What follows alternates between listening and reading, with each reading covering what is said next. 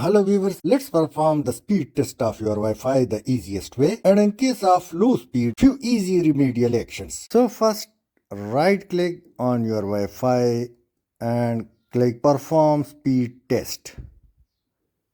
And now this interface appear. This is the speed meter, so click on start, and up to 10 Mbps speed is satisfactory or good, but in this case it's on lower side.